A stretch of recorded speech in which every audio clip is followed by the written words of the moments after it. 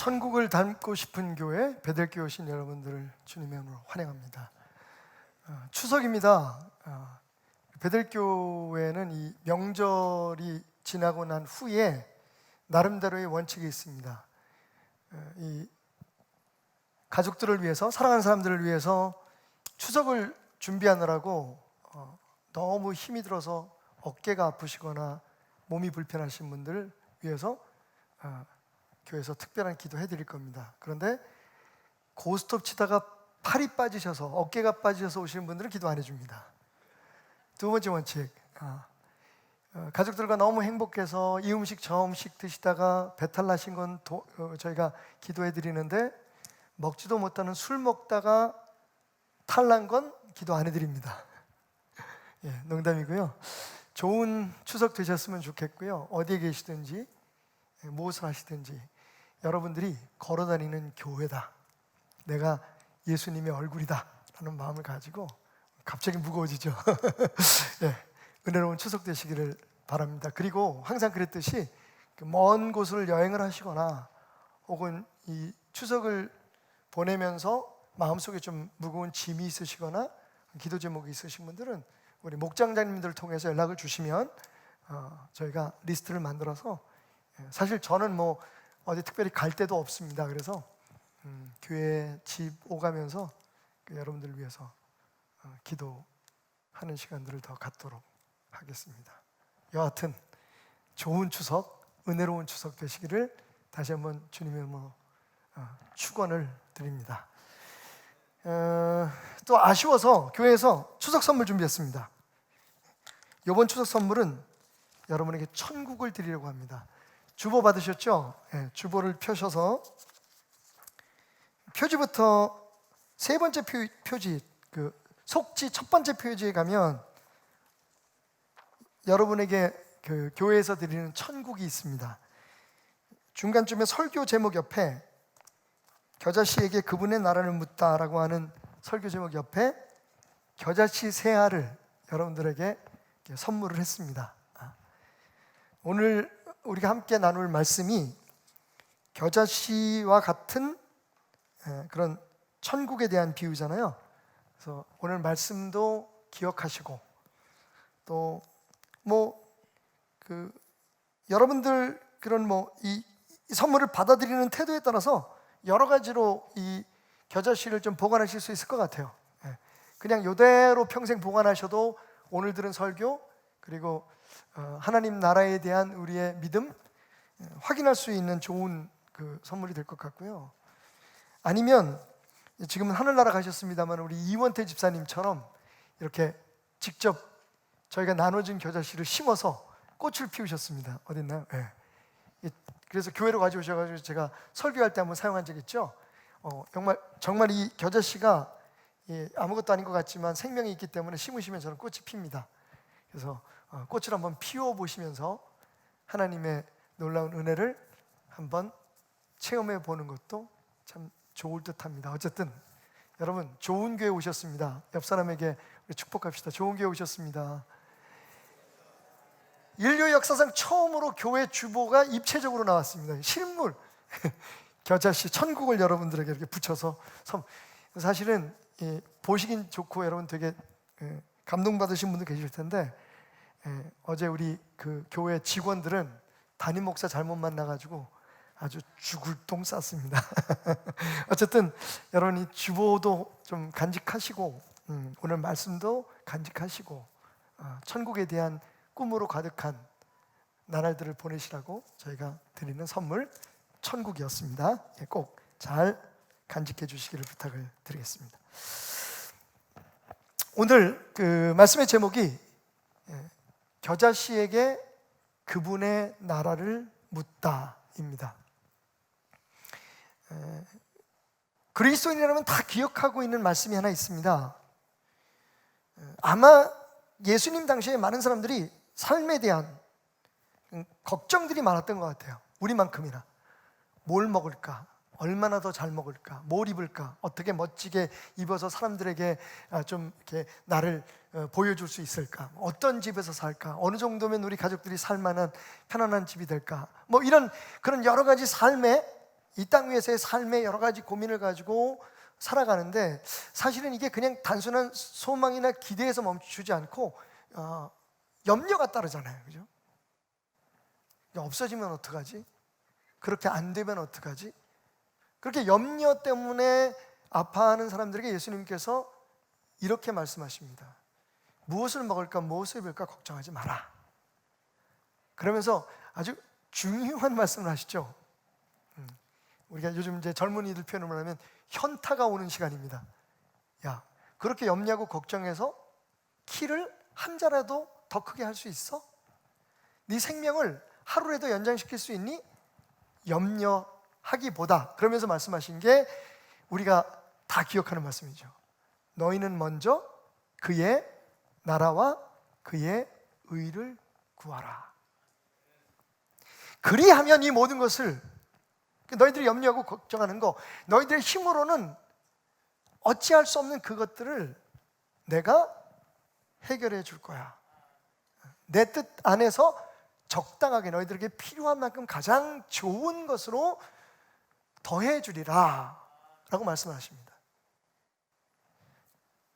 마태복음 6장 33절의 말씀이죠. 자, 근데 여기서 우리가 해결해야 될 문제가 있는 거예요. 그러면 세상 염려 접어두고 우리의 삶의 프라이어리티 중에 하나님의 그의 나라, 그의 의를 구하는 것이 먼저라고 하시는데, 그의 나라가 도대체 무엇일까? 어떤 것일까? 그걸 알아야 그 나라를 구하고, 그걸 알아야 그 나라의 의, 즉 그 나라의 가치관, 윤리, 기준, 뭐 이런 것들을 우리가 배울 거 아니겠어요? 찾을 거 아니겠어요? 그래서 예수님께서 마태복음 13장에 그의 나라, 그분의 나라, 천국, 하늘나라 혹은 하나님의 왕국에 대해서 7가지의 비유로 설명을 해주시고 계신 겁니다. 오늘 특별히 겨자씨 하나를 통해서 우리에게 주시는 이 말씀을 통해서 우리가 구하고 우리가 무엇보다 먼저 찾아야 할 그분의 나라에 대해서 한번 생각해 보겠습니다. 겨자씨 하면 한 일화가 떠오릅니다. 혹시 여러분들도 들어보셨는지 모르겠어요. 여기저기서 고대 페르시아라고 하는 큰 나라가 있었습니다.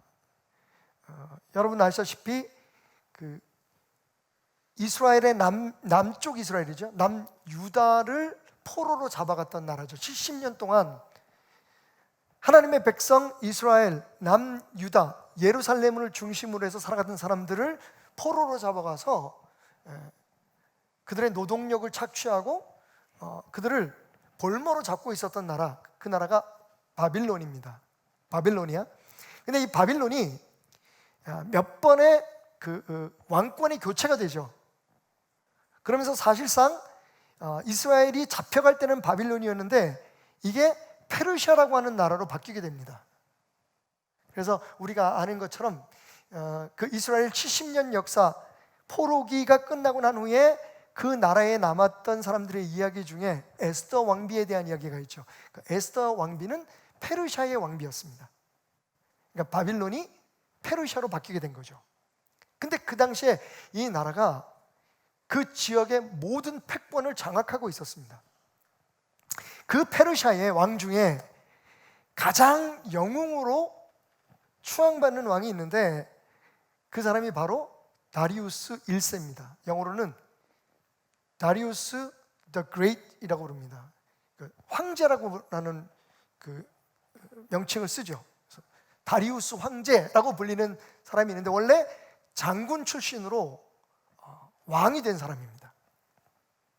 근데 이제 이 다리우스가 왕이 된 다음에 페르시아의 그 영향력을, 페르시아의 그런 패권을 더 확장하려고 딱 보니까 나갈 방향이 유럽이었던 거예요. 유럽을 침공하기 위해서 제일 먼저 맞닥뜨려야 했던 나라가 마케도니아입니다. 여러분, 다리우스 the Great이라고 하는 황제를 생각할 때 동시대를 살았던 또 위대한 하나의 The Great 황제가 하나 생각나는데, 대왕이 생각나는데, 그가 누구냐면 바로 알렉산더 대왕입니다.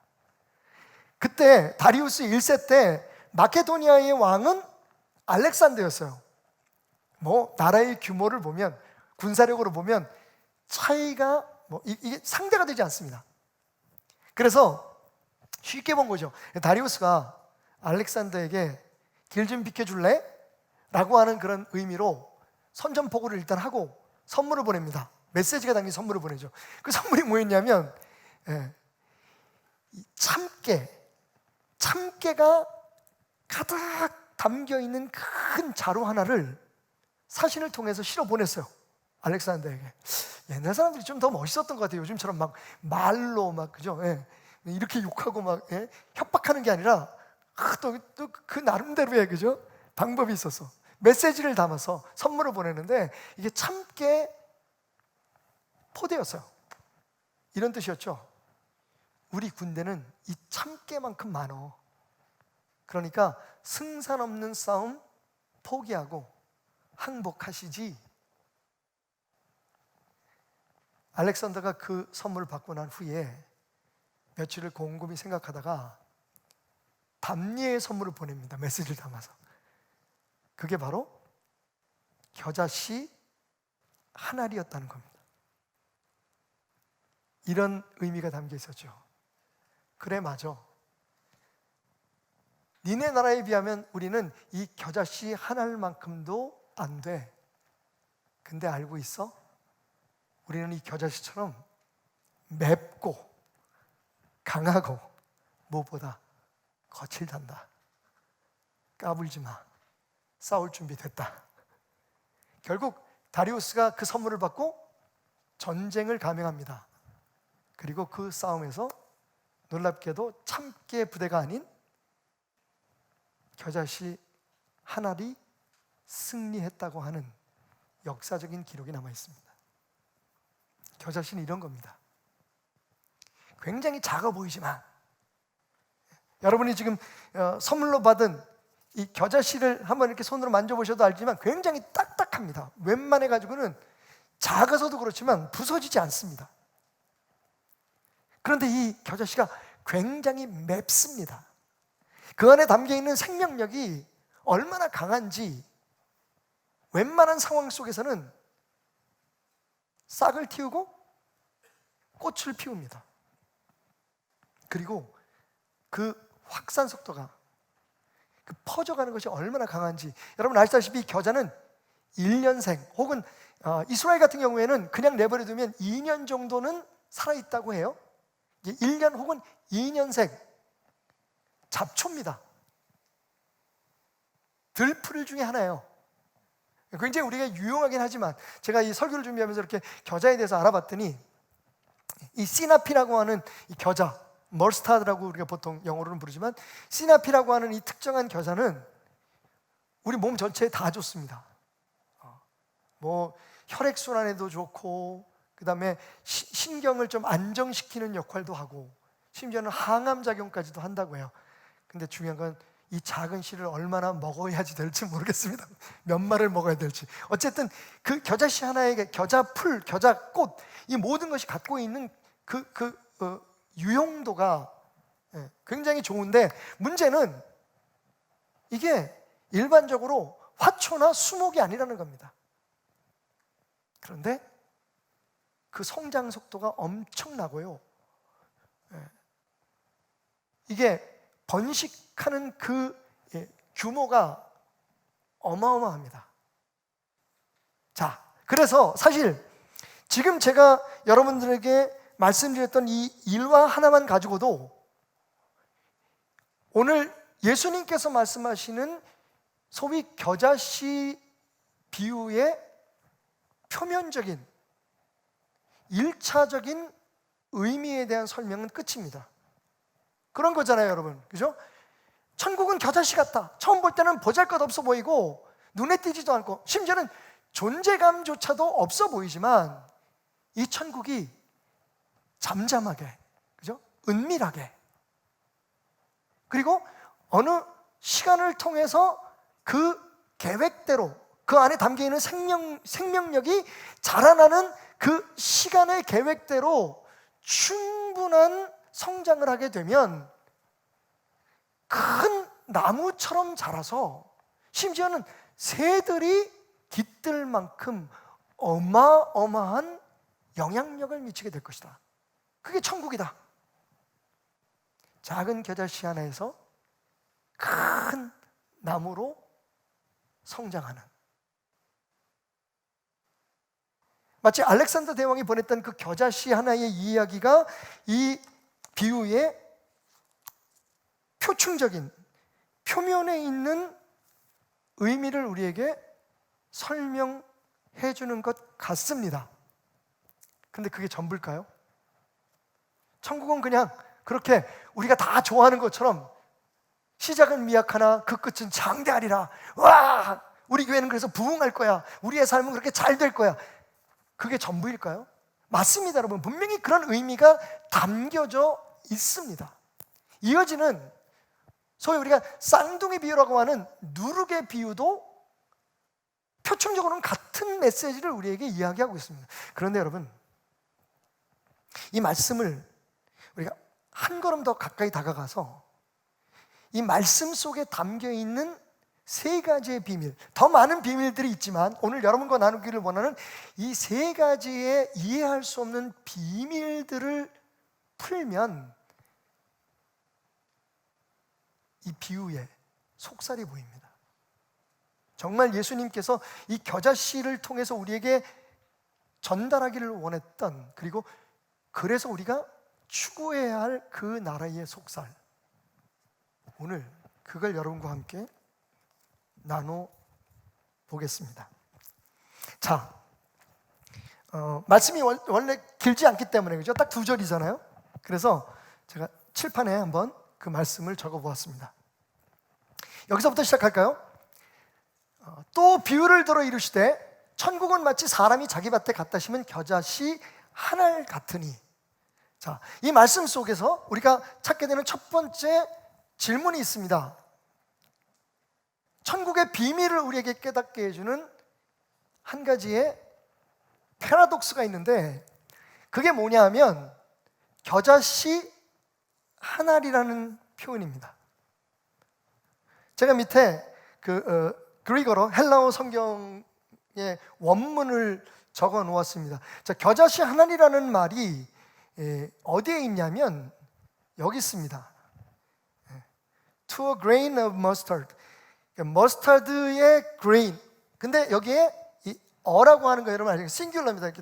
이게 단수예요. 그러니까 잘 번역된 거죠. 천국은 마치 한 알의 겨자씨로부터 시작된다는 겁니다. 근데 여러분, 재밌죠? 겨자씨가 사실은 이 화초거나 우리가 그 꽃을 보기 위해서 심는 특별한 거거나, 혹은 농작물이거나 혹은 과수가 아닙니다.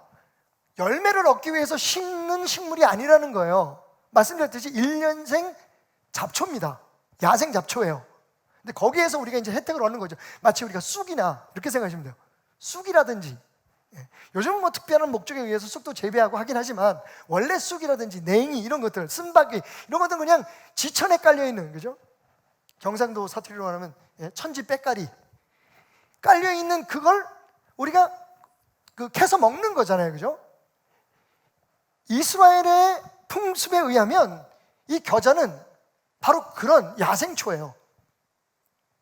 그런데 이걸 특별히 뿌리는 사람도 없을 뿐만 아니라,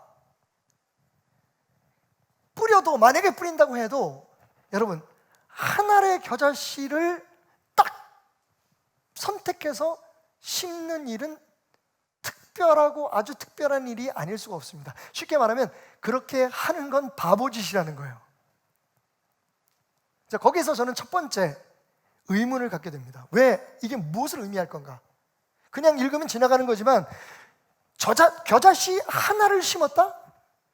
자, 여러분들에게 드린 그 겨자씨를 제가 여기다 담아왔는데, 겨자씨, 아이고, 제가 지금 천국을 낭비하고 있어요.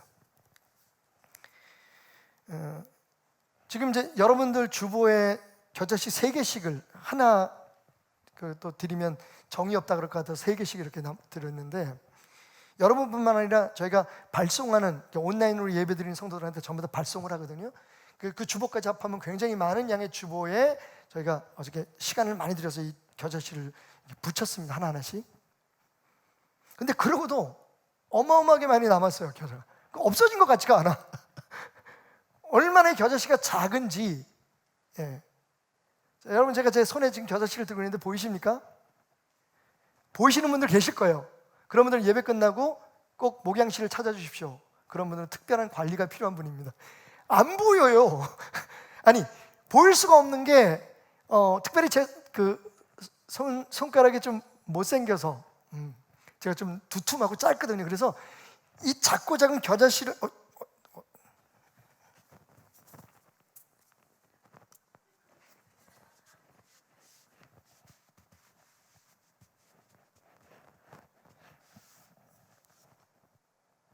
찾을 수가 없어요. 또 있으니까. 여러분, 어떤 어리석은 농부가, 그죠? 이 잡초 야생 겨자씨에게 어떤 혜택을 얻기 위해서부터 어떤 유익을 얻기 위해서 이걸 밭에다 뿌린다고 칩시다. 그 자체도 이상하지만 뿌린다고 해도 하나만 갖다 심으면 이거 애 장난도 아니고, 만약 그렇지 않다면 이게 무슨 의미가 있을까요? 겨자씨 하나를 심었다. 코코 시나페오스, 시나피라고 하는 이 겨자씨의 한 알, 코코 하나를 갖다가 심었다. 뭘 보십니까, 여러분? 여기서 의도를 보죠. 특별한 뜻이 없이 지혜로운 농부가, 여러분, 이게 하나님이라고 우리가 이해할 수 있죠? 하나님께서 그냥 아무 의미 없이 하나를, 그 많은 그 겨자씨 중에 하나를 딱 뽑아서 갖다가 심을 이유가 없다. 그죠? 그리고 또 하나는 이 한 알인데 갖다 심었다는 겁니다. 의도가 있죠. 목적이 있습니다. 특별한 의미가 있는 거예요. 이 행동을 통해서 보통 일반적으로 이스라엘 사람들이 이해할 수 없는 이 행동은, 우리는 그냥 겨자씨 한 알, 참 작은 거구나 해서 넘어가지만, 이스라엘 사람들은 이 얘기를 딱 듣는 순간에 미쳤어? 뭐야 이거? 하고 스스로 질문을 던질 수밖에 없었다는 거죠. 거기에 비밀이 담겨 있는 거예요. 갖다 심었다고 얘기하는데 이게 람바노, 안트로포스라고 하는 건 사람이라는 뜻이니까, 한 사람이 코코 시나페오스 한 알의 겨자씨를 그러니까 which 람바노, 람보, 원래 원어가 람바노인데 이제 람보, having taken이라고 영어로 번역되어 있는데, 일부러 갖다가, 그러니까 목적을 가지고 갖다가, 그 다음에 에스페이렌이라고 하는 말은 뿌리다는 말인데, 여러분, 한 알의 겨자씨를 심을 때 뿌리지 않습니다. 그죠? 뿌린다는 것은 여러 개가 있을 때 이렇게 뿌릴 때 뿌리는 거죠. 하나는 뿌린다고 얘기하지만 저 뿌린다는 말의 다른 뜻인 심는다로 한글은 번역이 돼서 좋은 번역입니다. 잘된 번역이죠. 그러니까 지금까지 말씀드린 갖다 심은 겨자씨 하나를 갖다, 천국이, 이 안에는 어떤 의미가 있느냐? 하나님이 이 천국을 목적을 가지고, 의지를 가지고, 정성을 다하여 딱 하나를 심었다는 뜻입니다. 세상에 천국이 참 많죠, 여러분. 생각나는 천국 뭐가 있어요? 일단 김밥 천국, 그죠? 얼마 전에 저희 집에 추석이라고 이제 선물 보내라고 뭐 이렇게 카탈로그 하나 왔는데, 거기 이렇게 써 있어요. 월계동에 가면 쇼핑 천국이 있습니다. 쇼핑 천국. 예. 뭐 어린이들의 천국, 무슨 놀이터로 오세요? 세상에 천국이 많아요. 근데 여러분, 진짜 천국, 진짜 하나님 나라는 딱 하나입니다. 한 알의 겨자씨. 목적을 가지고 갖다가 심은, 여기서 천국에 대한 정의가 나오는 거죠. 이사야 11장 1절부터의 말씀 보면, 제가 10절까지 다 읽지 않고 중간중간 편집해서 읽겠습니다. 11장 1절. 이새의 줄기에서 한 싹이 나며, 싹이 몇 개가 난다고요? 하나예요. 여러분, 절대로 실패할 수 없는. 자, 우리가 곡식을 심을 때나 혹은 씨를 뿌릴 때 뿌리면서 거기에서 어느 정도의 손실을 감안합니다. 그죠? 손실을 생각해서 우리가 원하는 양 이상으로 뿌려요. 왜냐하면 태풍도 있고, 그죠? 지금도 제주도를 스치고 지나갔던 그런 태풍도 있고, 거기다가 어떤 때는 홍수도 나고 여러 가지만, 지금 북한 땅에 골프공만한 우박이 떨어져가지고 지금 난리가 났다는데, 그러니까 우리가 농부라면 씨를 뿌릴 때 항상 그런 해충들이나 아니면 자연재해에 의해서 손실될 것들을 감안하고 뿌린단 말이에요. 여러분, 하나를 뿌렸다. 이거 없어지면 끝이에요. 근데 그 뿌린 이가 하나님이라면 여러분 무슨 생각이 듭니까? 이건 절대로 실패할 수 없는, 절대로 실수 없는, 할 수는 없는, 끝까지 반드시 하나님이 이 땅에 목적하신 대로 번성하고 승리할 수밖에 없는 그 나라, 하나의 씨앗이에요. 이사야 선지자를 통해서 하나님께서 말씀하신 거예요. 이새의 줄기에서 한 싹이 나며. 이새가 누구예요? 한복 만드는 회사 아니에요, 여러분? 여기서 이새는 다윗의 아버지입니다. 퀴즈. 다윗의 아버지는 누구? 이새. 이새의 아버지는 누구? 오벳. 예, 누가 말씀하셨어요? 제가 말했죠. 오벳의 아버지는 누구? 누구요? 보아스. 또 누가 얘기했어? 제가 얘기했죠. 예. 그럼 보아스의 엄마는 누구? 누구야? 또 보아스 아버지의 부인이라고 그랬어. 라합. 그죠? 제가 왜 이렇게 TMI, 그죠? Too much information을 여러분이 드리는 줄 아십니까? 수요일 날 공부 좀 하자고요, 우리.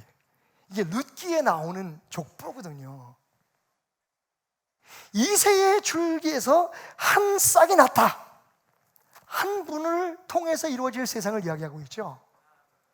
이새의 줄기에서 난 한 싹은 누구입니까? 예수 그리스도시죠. 다윗의 자손 예수. 자, 근데 그 싹이 나가지고요, 3절, 그가 여호와를 경외함으로 즐거움을 삼을 것이며 그의 눈에 보이는 대로 심판하지 아니하며 그의 귀에 들리는 대로 판단하지 아니하고. 그 싹이 자라나서 하나님을 경외하는 것을 즐거움으로 삼고 그 세력을, 그 영향력을 퍼뜨리기 시작하는데, 눈에 보이는 대로 심판하지 않고. 이 얘기는 뭐예요? 그 싹이 심판할 권세가 있다는 거예요. 귀에 들리는 대로 판단하지 않고, 이 재판한다는 뜻이거든요. 그러니까 뭐예요? 이 가냘픈 하나의 싹이 절대로 실패할 수 없는, 딱 하나밖에 없는, 그죠? 다른 플랜 B, 플랜 C 없어요. 두 번째, 세 번째 전략이 없어요. 딱 이 하나로 끝내시는 거예요, 하나님은. 근데 그 자라나는 싹, 즉 예수 그리스도로 인해서 세워지는 그 세상이 어떤 세상이 되느냐? 6절, 그때 이리가 어린 양과 함께 살며 표범이 어린 염소와 함께 누우며 송아지와 어린 성경책 덮어. 이런 세상이 어디 있어 도대체? 여러분, 이런 세상 없어요. 그런데 그런 세상이 있어요. 무슨 얘기냐? 이 세상에서 우리가 경험할 수 있는 세상이 아니에요. 생각해 보세요. 모든 게 다 세상의 질서와 세상의 법칙이 다 뒤집어 엎어진 세상이에요. 이게 하나의 싹에서부터 시작된다는 거예요. 하나의 겨자씨에서부터 시작된다는 거예요. 예수 그리스도 우리의 왕으로부터 시작되는 세상. 그가 왕 노릇하고 그분을 주인으로 섬기는 사람들의 세상. 그래서 예수님 말씀하시죠. 누가 그럴 거야? 여기 천국이 있다. 저기 삼명동에 하니까 김밥 천국이 있더라. 저기 천국이 있다. 저기 갔더니 어린이들의 천국이 있다더라. 아이들 카페 같죠. 그런데 그거 다 믿지 마라. 진짜 천국은 어디 있다고요? 너희 안에 있습니다. The heaven is among you. 너희들 가운데, 여러분, 우리 안에는 물론이지만 여기서 among이라는 말은 우리가 서로 둘 이상의 관계 속에 있는 그 공간을 우리가 among이라 그러거든요. among. 그러니까 하나님의 말씀은 나를, 예수 그리스도를 구주로 영접하고 하나님 백성 된 사람들의 삶 속에 하나님의 나라는 있다. 근데 이게 딱 하는 거예요. 세상 사람이 말해요. 천국으로 인도할게. 너를 천국 같은 세상으로 인도할게. 이렇게 하면 네 삶이 천국이 될 거야. 속지 말라는 거예요. 하나님의 나라, 우리가 구하고 우리가 성취해야 될, 누려야 될 하나님의 나라는 예수 그리스도로 말미암아 이루어지는 딱 하나의 나라일 뿐입니다. 그게 겨자씨가 우리에게 대답하는 그분의 나라입니다. 자, 그렇다면 그게 하나님 나라의 정의라면, 그럼 그 하나님의 나라의 성격은 뭐냐? Nature of Kingdom of Heaven. 천국의 그러면 그 본질은 뭐냐? 그 성격은 뭐냐? Characteristics죠. 역시 이 말씀 가운데, 이 짧은 말씀 속에 있습니다. 겨자씨 안에 천국이 들어있듯이 이 짧은 2절의 말씀 속에 천국에 대해서 우리가 꼭 알아야 될 굉장히 중요한 메시지들이 다 들어가 있는 거예요. 그렇게 이루어진 하나님의 나라, 그 하나님의 나라는 어떤 것이냐? 두 번째 비밀이 우리의 질문과 함께 다가옵니다. 그게 뭐냐면, 천국은, 다른 색깔로 좀 표시할게요. 마치 한 사람이, 이것도 단수예요.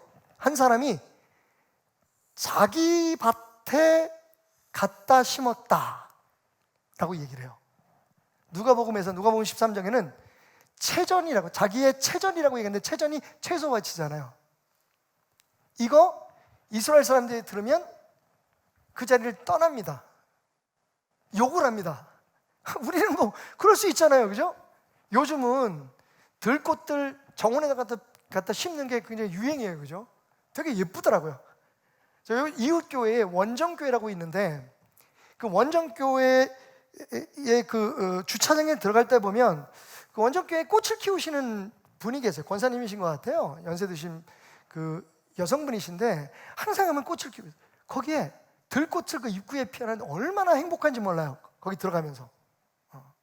물론 이제 그 교회 규모가 좀 차이가 나서 그렇게 아기자기하게 얘기는 좀, 우리 교회의 입구는 좀 큽니다만, 어쨌든 딱 돌아서 들어가면 우리 아이들 이제 유치원 데려다 주기 위해서 가끔 제가 가게 되면 거기 그 꽃을 보고 한참 있다가요, 꽃들이 가지각색 들꽃들이 이렇게 피어 있어요. 걔네들은 원래 아무데나 들판에 피던 것들이에요. 근데 그거를 일부러 관상용으로 갖다가 심은 거죠. 그럴 수 있어요. 그죠? 말씀드렸듯이 1년생 야생 잡초 겨자를, 씨나피를 그냥 갖다 심을 수 있어요. 근데 여러분, 이스라엘 사람들에게 이 얘기는 큰일 나는 일입니다. 왠지 아세요? 이 레위기 11장을 보면 하나님의 율법 가운데 꼭 지켜야 될 법 가운데 이런 게 있어요. 너희들이 가나안에 들어가면 꼭 지켜라. 뭐라고 얘기하시냐면, 너는 나의 규례를 지킬지어다. 내 가축을 다른 종류와 교미시키지 말며, 내 밭에 두 종자를 섞어 뿌리지 말며, 두 재료로 직조한 옷을 입지 말지어다. 자, 이 행동에는 하나님께서 그만인 행동에는 그 행동 자체보다 담고 있는 의미가 더 중요해요. 그죠? 이종교배하지 말라는 거예요. 여기서 이종교배는 다른 것들을 섞지 말라는 거예요. 이방인들과 하나님을 믿는 사람, 이방 종교와 우상 숭배와 하나님의 신앙을 섞지 말라는 거예요. 우리에게는 이제 더 이상 고려의 대상도 되지 않아버린, 사실 굉장히 중요한데 이 계명이 이스라엘 백성들한테는 꼭 지켜야 될 거예요. 일상생활에서. 그 중에 하나가 뭐라고요? 채소밭에 두 종류의 다른 종자를 섞어 뿌리지 말래요. 그러니까 만약 예수님께서 어떤 한 사람이 채소밭에 겨자씨 하나를 갖다 심었어. 그럼 이스라엘 사람들은 욕을 하며 갑니다. 블라스퍼미. 이건 완전히 신성모독이다. 하나님의 율법을 어기는 자여 물러갈지어다. 그렇게 먼저 소리 지르고 더 악을 지르는 사람이 성결한 사람이기 때문에 그래요. 거룩한 사람으로 인정받기 때문에 그렇습니다. 이 얘기는 굉장히 무서운 얘기입니다. 채소밭에, 그것도 완전히 겨자만 심으려고 하는 밭이 아니라 여러 다른 채소들이 심겨져 있는 그 밭에다가 겨자 하나를 갖다 심어요? 이건 하나님의 법을 어기는 거예요. 이스라엘 사람들이 가장 피하려고 하는 것 중에 하나예요. 그런데 예수님은 대놓고 천국이, 그 가장 성결하고 가장 거룩하고 가장 완벽해 보이는 그 천국이 이게 뭐지? 라고 얘기할 수 있을 만큼의 문제를 던집니다. 그러니까 우리는 별로 문제가 없지만 이스라엘 사람들은 이 안에 비밀이 담겨 있는 것을 알았거나 아니면 예수님을 떠났거나 둘 중에 하나였을 거예요. 자, 우리는 여기 남아있으니까 한번 생각해 봅시다. 그럼 그게 무엇을 의미할까요? 무슨 뜻일까요? 보세요, 여러분.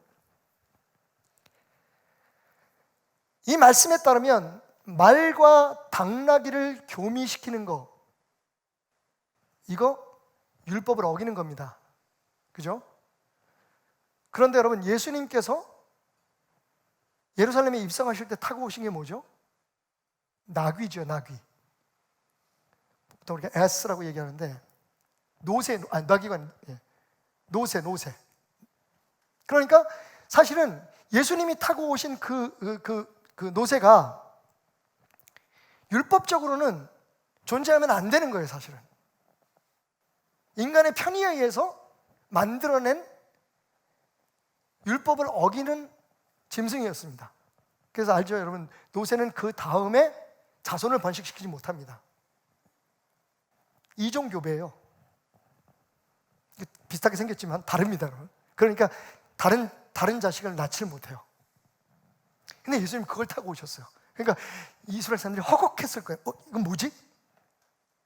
그냥 예수님이 메시아라고 막 찬양을 하고 있는데 들어올 때부터 완전히 나는 율법 어긴다 그러고 이러고 들어오시는 거예요. 예수님의 마지막 죽음, 인생의 클라이막스, 모든 사람들이 집중하고 바라보았던 골고다를 생각해 보십시다. 여러분, 십자가에 매달리는 건 율법상 뭐예요? 저주를 받은 거예요. 하나님의 아들이, 메시아가 저주를 받았어요. 십자가에 달린 자마다 저주받은 자니, 그게 율법이에요. 여러분, 정말 존재 자체도 알 수 없는 이 땅에 존재하는 수많은 이 겨자씨 가운데 하나, 아까 제가 떨어뜨린 건 평생 가도 못 찾을 것 같아. 없어져도 몰라요. 있어도 몰라요. 그런데 그 하나가 정말 농부의 사랑을 담은 정성에 따라 자기의 배추밭에, 채소밭에 심겨졌다. 이걸 우리는 뭐라고 얘기하는 줄 알아요? 은혜라고 얘기해요. 안 되는 걸 된다고 하신 거잖아요. 세상에서는 용납되지 않는데, 심지어는 종교적으로도 인정할 수 없는데 하나님은 그 일을 하신 거잖아요. 조건을 보고, 상태를 보면 말이 안 되는 건데, 자격이 없는데 하나님이 내가 옮겨 심었다, 들판에서 자라야 될 것을 내가 내 사랑과 관리 안에 있는 내 채소밭, 내 정원에다 너를 심었다. 이게 하나님 나라예요. 하나님의 나라는 은혜의 나라예요. 하나님께서 예수 그리스도를 통해서 세우시고 은혜로 이루어 가시는 세상이에요. 그러니까 여러분, 그의 나라와 그의 의를 구하라는 말씀 속에는 무슨 뜻이 있어요? 첫째는 예수 그리스도가 너희의 삶의 주인 되는 삶을 살아가고, 두 번째 뭐예요? 은혜 속에 그 삶을 누려라는 겁니다. 사도 바울은 에베소에 쓴 편지에 이렇게 기록했죠. 아마 사도 바울은 이 글을 본인이 썼거나 혹은 누구에게 대피를 시켰거나 떨리는 마음으로 이렇게 말했을 거예요. 긍휼이 풍성하신 하나님이 우리를 사랑하신 그 큰 사랑을 인하여 허물로 죽은 우리를 그리스도와 함께 살리셨고, 하나님 나라에 우리는 들어갈 수 없는 사람들이에요, 여러분. 하나님 나라가 존재한다는 것을 인정하고 그것을 이야기할 수 있지만 사실은요, 하나님 나라에 포함될 수 없는 존재가 저와 여러분이에요. 근데 지금 여러분과 제가 여기 있잖아요. 할렐루야. 은혜예요. 너희는 은혜로 구원을 받은 것이 아니라 너희는 은혜로 구원을 받은 것이라. 우리 어떤 노력이나 우리의 어떤 수고나 어떤 공력에 의해서 우리가 하나님의 나라 백성이 된 게 아니라 한나라의 겨자씨가 그분의 손에 딱 선택돼서 그 많은 것 가운데 왜 하필이면 그 겨자씨일까? 이렇게 여기 수없이 많은 겨자씨 중에 지금 제가 하나의 겨자씨를 사면서 이거예요. 이 겨자씨 입장에서 보면 이게 은혜인 거예요.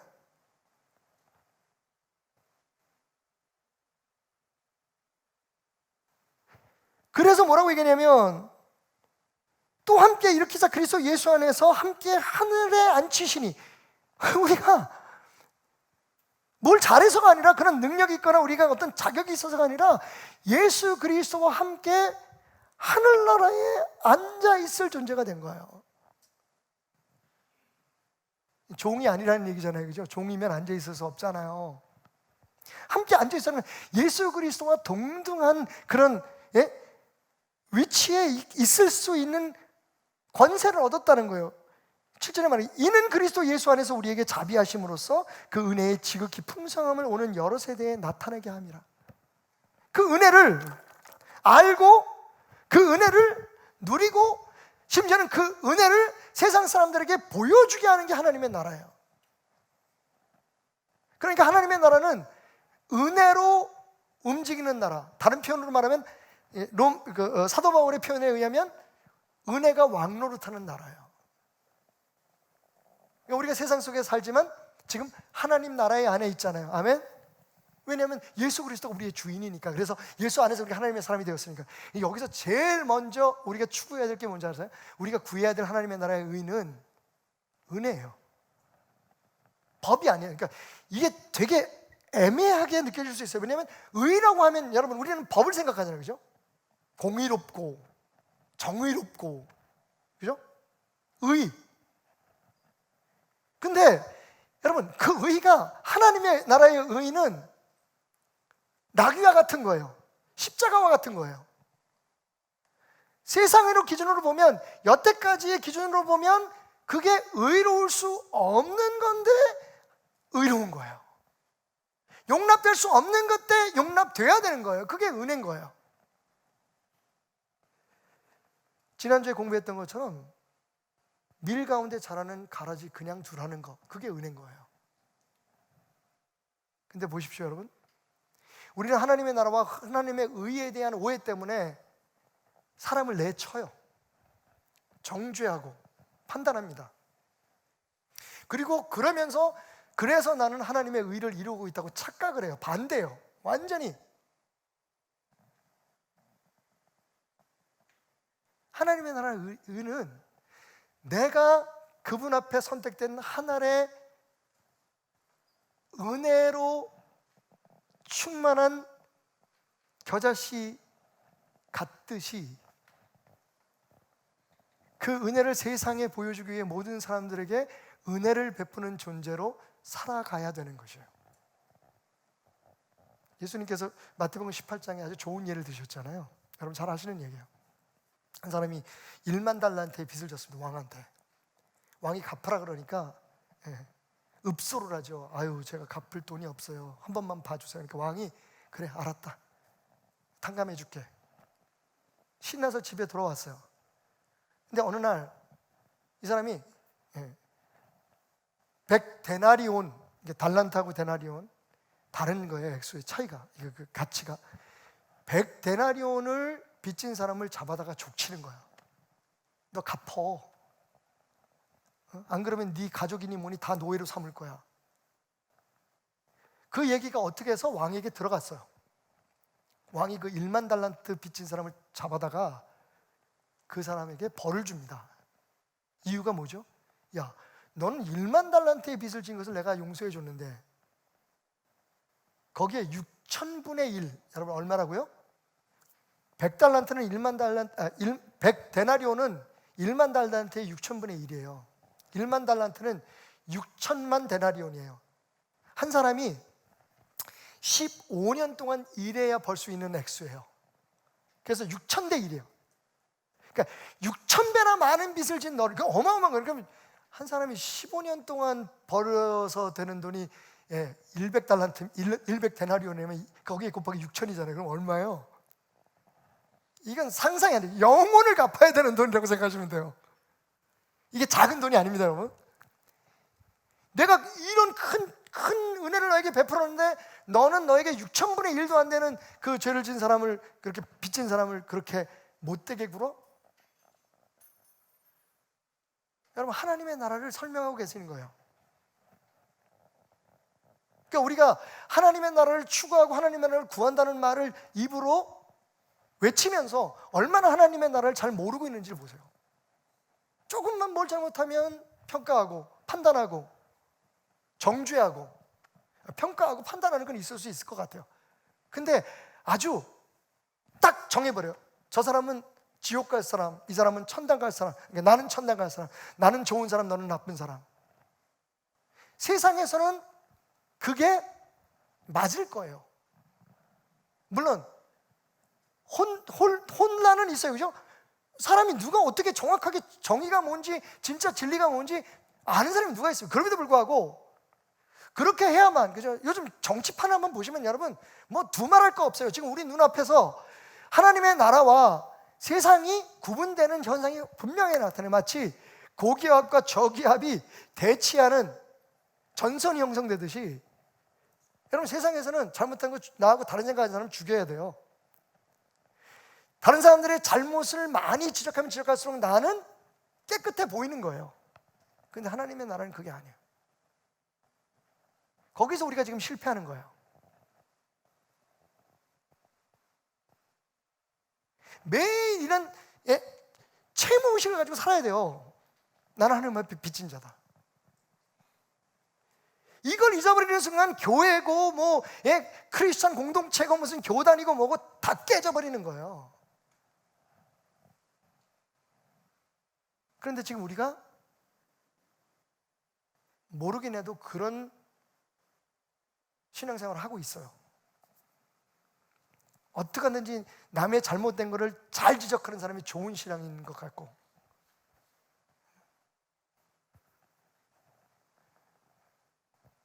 여러분 제가 피부 색깔이 노란 키 작은 한국인으로 태어나고 싶어서 이렇게 태어난 줄 아세요? 근데 미국에서 11년 동안 살면서 물론 참 많은 그 미국 사람들에게, 미국이라는 나라에게 굉장히 많은 혜택과 은혜를 입었음에도 불구하고 살아오면서 제가 가지고 있었던 그 열등의식, 그냥 제가 느끼는 피해의식 그 이상을 넘어서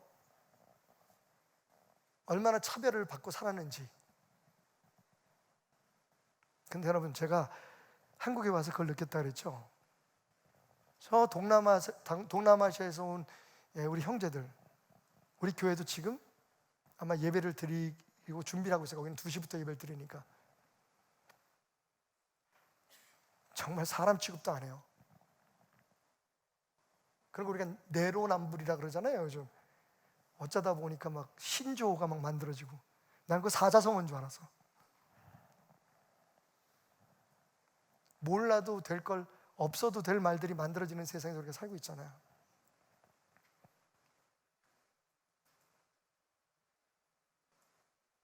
하나님의 나라는 은혜의 나라예요. 그 은혜가 없으면 우리는 그 안에 있지도 못해요. 박테라미는 감히 여기 서 있을 수도 없어요.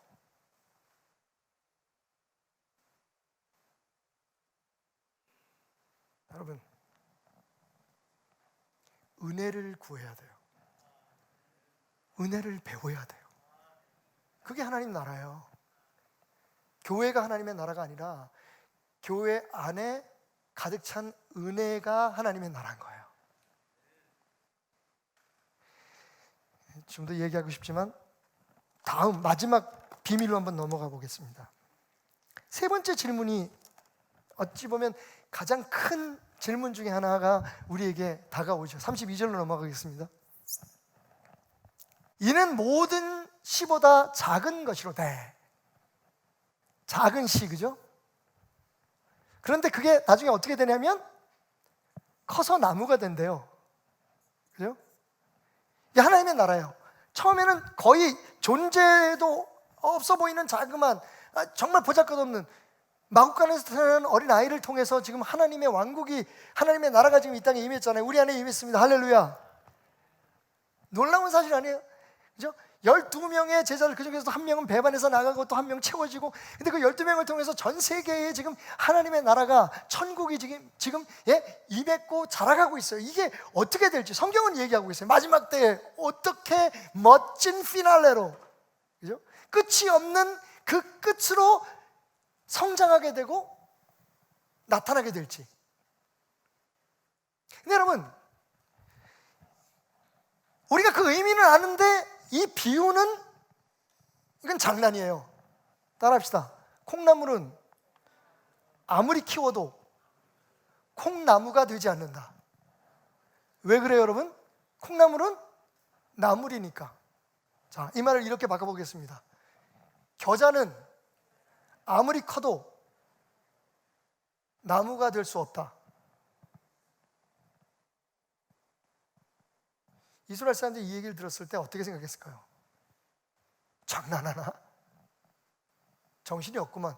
근데 여러분, 말씀드렸죠. 그래서 이 문제를 신학자들이나 성경학자들이 해석하기 위해서 두 가지 접근을 했어요. 신선한 하나는 뭐냐면 나무, 그리고 거기에 깃드는 새들, 이건 다니엘서나 에스겔서에 나오는, 다니엘서 4장이나 에스겔서에 나오는 세상 왕국을 뜻한다. 그래서 이걸 어떻게 해석했냐면, 겨자씨, 하나님의 나라가 이렇게 왜곡되고 타락하면 세상의 왕국같이 돼서, 새가 악한 것들이죠. 이 악한 것들이 깃드는 그런 것으로 큰다. 그게 이제 잘못된 종교 왕국의 형성, 어디라고 얘기를 하지 않겠습니다만, 우리도 비슷해요. 그런 게 있습니다. 어쨌든 그것을 얘기하는 거다라고 부정적으로 해석하면서 이 겨자가 나무가 되는 것을 풀어가는 신학자들이 있는가 하면, 한쪽에서는 어떻게 하냐면, 이건 아마 직접 이스라엘을 방문하신 분들은 알 거예요. 이 겨자는 우리가 얘기하는 그 겨자 아니야. 근데 분명히 시나피라고 얘기하고 있거든요. 그 겨자는 뭐냐? 가보면 여러분, 담배나무라는 나무가 있어요, 이스라엘에. 그건 진짜 나무예요. 근데 그 씨는 지금 제가 가지고 있는 그 황겨자죠. 옐로우 머스타드라고 하는데, 이 황겨자보다 더 작아요. 씨가 거의 눈에 보이지 않아. 그걸 얘기하는 거야 라고 설명하려고 합니다. 비슷한 시도가 있었죠.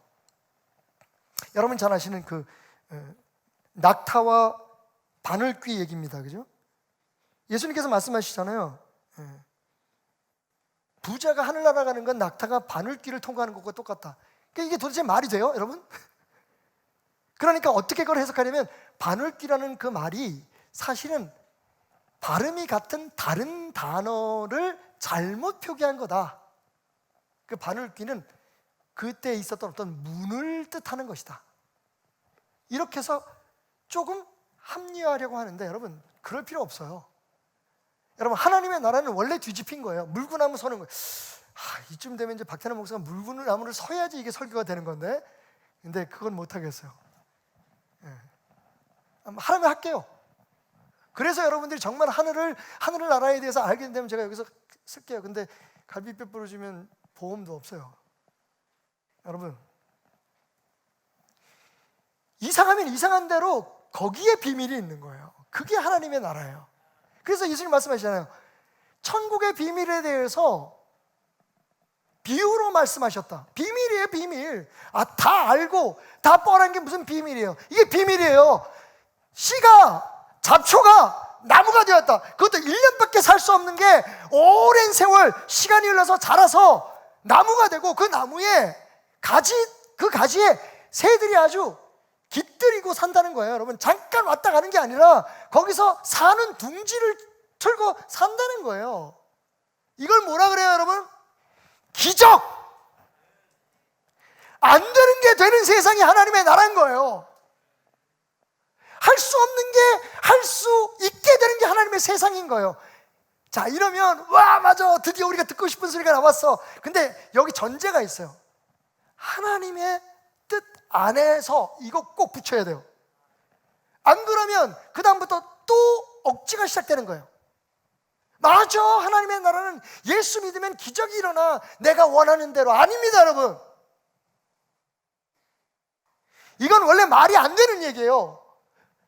겨자풀이 나무가 됐다? 말이 안 됩니다. 그런데 아까 제가 말씀드렸던 낙타와 바늘기 얘기할 때 제자들이 물어요. 그러면 누가 천국에 가겠습니까? 라고 얘기하니까 세상 사람들의 방법으로는 안 된다는 거예요. 그랬더니 예수님 뭐라 말씀하시냐면, 사람으로는 할 수 없지만 하나님으로서는 다 하실 수 있느니라. 아멘. 그게 하나님의 나라예요. 하나님으로는 다 하실 수 있다. 무슨 뜻이에요? 하나님이 원하시는 것 하나님의 방법으로, 하나님의 능력으로 하신다는 거예요. 이건 하늘의 겨자씨에 담겨있는 의미와 똑같아요. 실패할 수 없어요. 하나님이 하신다면 하는 거예요. 문제는 그게 우리가 원하고 우리가 바라는 것이냐 하는 건 다른 문제지만, 여러분, 그래서 우리는 기적을 기대할 수 있는 거예요. 누구든지 그분의 뜻대로 그의 이름으로 기도하는 것은 받은 줄로 믿어라. 하나님의 뜻을 합하면 여러분 안에 상상할 수 없는 일들이 벌어지게 됩니다. 풀이 나무가 되는 거예요. 할렐루야. 죽은 자가 살아나는 거예요. 자, 이런 설교를 들으면 많은 사람들이 질문합니다. 근데 우리 어머니는 얼마 전에 돌아가셨는데 그렇게 살려달라고 기도했는데 안 살았어요. 왜 믿는 사람들에게 병이 걸립니까? 왜 이렇게 아파야 합니까? 여러분, 말씀드렸잖아요. 하나님은 다 하실 수 있다는 거예요. 그 안에는 그냥 하나님의 능력만, 우리가 원하는 하나님의 능력만 채용하라는 얘기가 아니라 하나님의 계획과 하나님의 섭리와 하나님의 역사하심 전체를 받아들이라는 것을 강변하고 있는 거예요. 하나님의 나라는 풀이 나무가 되는 거예요. 베들레헴에 태어난 그 가냘픈 어린아이 하나가 세상을 살리는 거예요. 여러분의 기도가, 겨자씨만한 기도가, 여러분의 가정을 살리고 자녀들의 앞길을 열고 하나님의 뜻대로 드리는 그 기도가 우리 교회를 살리고 이 세상에, 이 엉망진창이 된 이 세상을 다시 살릴 수 있다는 것을 믿으십시오. 하나님의 나라는 하나님 뜻대로 이루어지는 기적이 있는 나라인 거예요. 그걸 구하라는 거예요. 그걸 기대하라는 거예요. 원래 너희는 자격도 없는 사람들이었지만 이제는 자격을 넘어 내 놀라운 기적을 기대하고 바라고 경험하는 자들이 될 것이다. 아멘. 겨자씨에게 물으면 겨자씨는 그렇게 대답합니다. 그분의 나라는 절대로 실패하지 않는 하나의 나라, 예수 그리스도로 인해 이 땅에 세워진 나라이며 은혜로 말미암아 누려지고 그 은혜 속에서 상상할 수 없는 하나님의 기적들을, 정말 사람 노릇도 제대로 할 수 있었을까라고 궁금했던 이 박태남이라는 한 인간을 정말 하나님 귀히 쓰시는 이 베델교회 담임 목사의 자리까지 세워놓으시기까지, 아직도 부족하고 연약한 건 많지만 그래도 너는 베델교회 담임 목사야, 내 사랑하는 종이야 라고 말씀하시는 이 기적이 일어나는 세상이라는 걸 당신들이 알았으면 좋겠습니다 라고 이 작은 겨자씨 하나는 우리에게 말하고 있습니다. 핵심은 주님이 주님 되신 곳이어야 된다는 거예요. 하나님이 하나님이 되신 곳이어야 된다는 거예요. 그걸 깨닫는 게 은혜이고 그것을 누리는 게 기적인 거죠. 그런데 여기서 마지막으로 여러분, 부스러기 은혜 하나 놓치지 않았으면 좋겠습니다.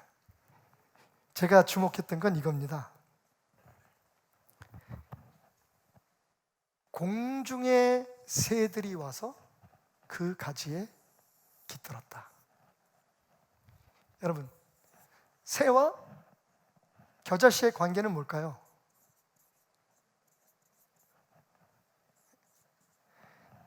겨자씨에게 새는 천적입니다. 원수입니다. 여러분, 우리가 첫 주일에 공부했던 네 밭에 뿌려진 씨를 생각하시면 알 거예요. 첫 번째 씨는 예수님 비유 중에 길가에 떨어졌다. 무슨 일이 벌어지죠? 새가 와서 다 쪼아먹습니다. 씨에게 있어서 천적은 새예요. 새는 원수입니다. 이 땅의 씨를 다 소멸시키려고 하는 게 새예요. 자기의 생존을 위해서. 근데 여러분, 놀랍지 않습니까? 그림이 상상되십니까? 근데 이 씨가 은혜 가운데 자라나고 기적 가운데 나무가 되니까 원수들이 와서 거기 깃을 깃드는 거예요. 저는 하나님의 나라의 가장 위대한 비전은, 그림은 용서에 있다고 생각해요. 우리가 못하는 거예요, 그거. 근데 하나님의 나라는 그렇게 우리가 미워하는 사람, 우리가 판단하는 사람, 우리가 싫어했던 사람까지도 마지막에 결국은 우리가 부르는 찬송가처럼 친구가 되는 거예요. 원수도 적들도 친구가 되는 거예요. 오히려 우리를 통해서 흘러내리는 그 하나님의 은혜, 예수 그리스도의 사랑의 가지에 깃드는 거예요. 인간적으로 보면 상상이 되지 않는 그림이지만 주님은 말씀하세요. 이게 너희가 새로 그려야 할 나의 나라다. 우리의 힘으로 하려고 하니까 이게 다 불가능한 거예요. 하나님 나라를 구하면서 세상적인 방법으로 찾으니까 안 되는 거예요. 하나님의 나라는 하나님의 백성들만이 누릴 수 있는 축복이기 때문입니다. 집에 가셔서 조용히 컬럼을 함께 읽어주셨으면 좋겠어요. 거기 보면 발묘, 사자성어에서 나도 잘 외우지 못, 발묘조장이라는 말이에요. 발묘조장. 네. 뽑을 발, 네.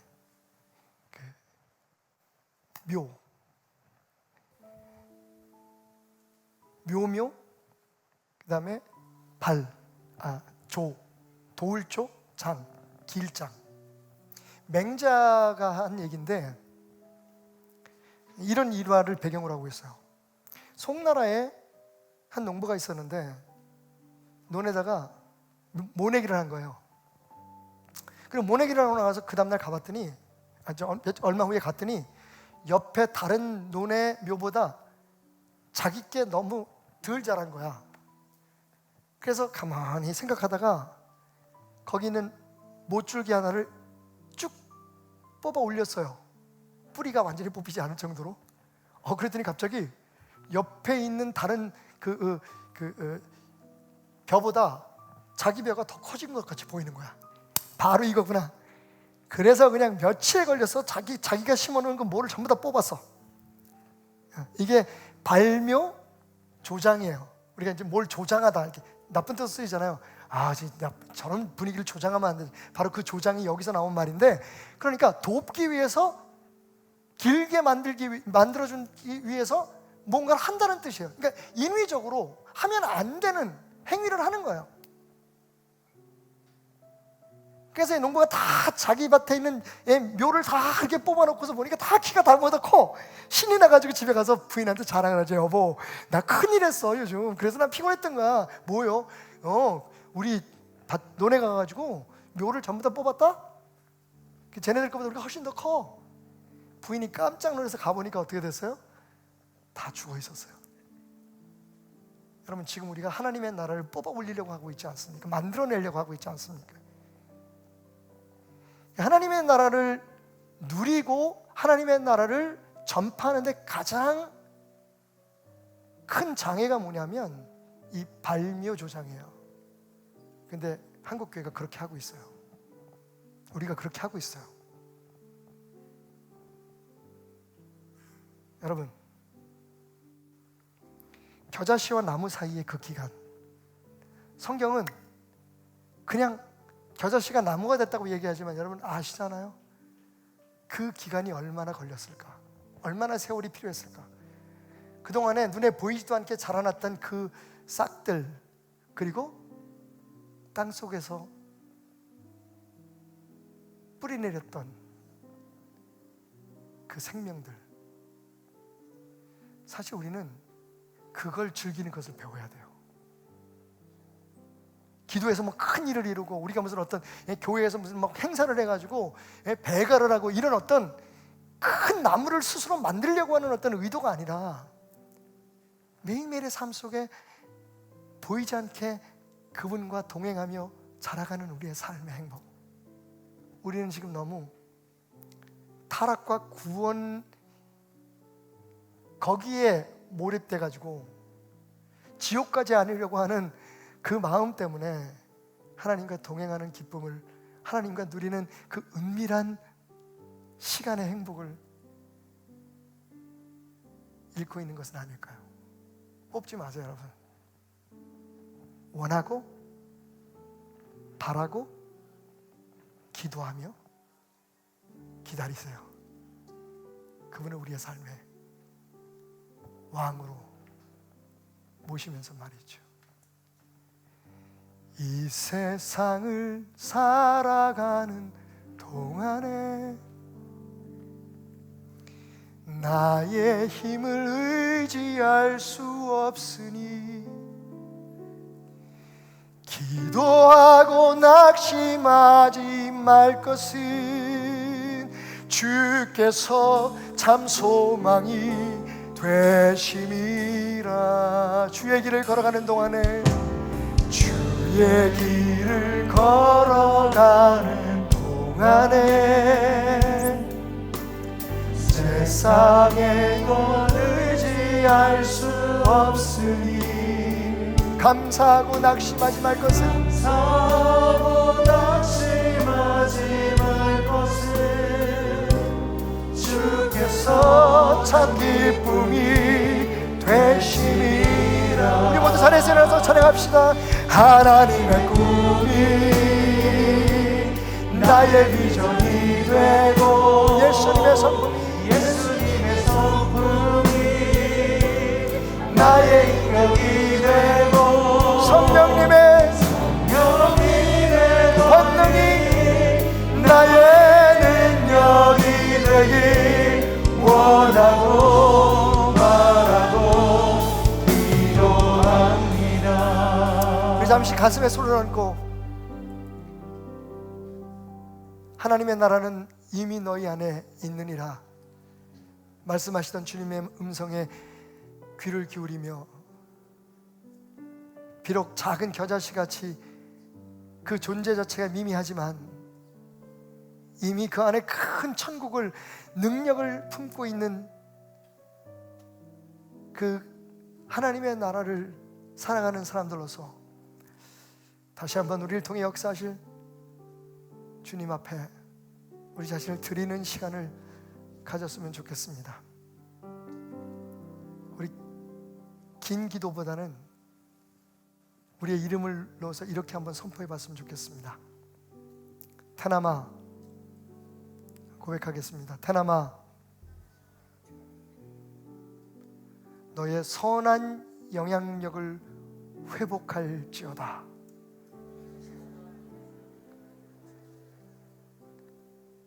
여러분, 우리가 다시 일어나고 회복되기 위해 돌아가야 할 그 지점은 아무것도 없는 것이 아닙니다. 이미 우리에게 주어진 그 겨자씨의 능력, 그 숨겨진 영향력, 기도를 통해, 은혜의 베품을 통해, 무엇보다 위대한 용서를 통해 그 선한 영향력을 회복하는 여러분 되시기를 주님의 이름으로 축원합니다. 하나님의 꿈이 나의 비전이 되고 예수님의 성품이 나의 인격이 되고 성령님의 권능이 나의 능력이 되길 원하고 바라고 기도합니다. 예수 그리스도의 은혜와 하나님 아버지의 변치 않는 사랑과 성령님의 역사하시는 능력이 오늘도 온라인 오프라인으로 주님 앞에 예물을 드리고 주의 제단에 삶을 드리고 무엇보다 우리 안에 자라고 있는 그 천국에 대한 소망과 믿음으로 은혜에 겨워 살기로 결심하는 모든 베들의 권속들 위해, 그리고 함께 자라갈 조국의 모든 교회들 위해 영원히 함께 하시기를 축원하옵나이다. 아멘.